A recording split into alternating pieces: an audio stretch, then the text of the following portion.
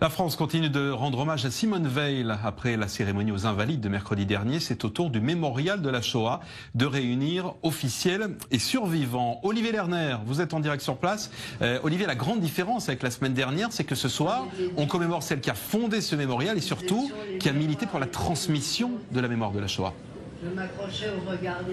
Alors d'abord, Benjamin, le mémorial de la Shoah ce soir, il offre un hommage extrêmement émouvant à Simone Veil, non pas avec des politiques, il n'y en a pas ce soir, mais avec des gens d'abord qui ont connu Simone Veil, qui ont traversé ces heures et ces moments très difficiles.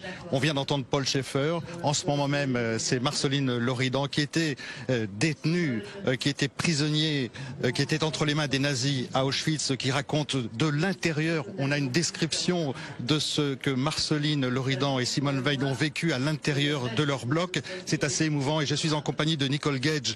Nicole, vous êtes ancien secrétaire d'État à la justice. Vous présidez la fondation France-Israël. Vous avez bien connu Simone Veil. J'imagine que cette semaine a été terrible pour vous.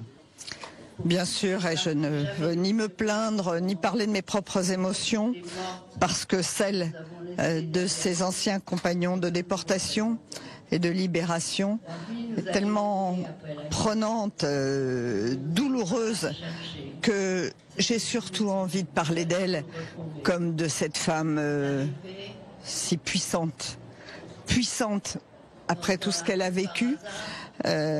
Et qui a été capable aux yeux du monde d'imposer ses idées, sa judéité, ses souvenirs et ses luttes. Elle n'était jamais complètement sortie d'Auschwitz, mais on a bien le sentiment, à vous écouter et à écouter tous les témoignages depuis quelques jours maintenant, qu'elle a réussi à vivre sa vie. Bien sûr, et elle y tenait tellement, fonder une famille, et tellement c'était important pour tous ceux qui sont revenus, que d'avoir été capable de survivre et eux-mêmes de procréer, d'avoir des enfants. Je suis très amie de ses fils, de Pierre-François. Je suis aussi amie de Paul Schaeffer, son compagnon de libération. Ce ne sont que des gens qui l'ont tellement aimée, tellement comprise, que je me sens chanceuse d'avoir pu et la croiser et partir avec elle à Auschwitz et créer la maison commune Europe-Israël pour les justes et les petits-enfants de Juste, que aujourd'hui, malgré son départ, j'éprouve une sensation d'optimisme parce qu'elle a tout gagné et qu'elle nous a laissé ce qu'il nous faut continuer à faire.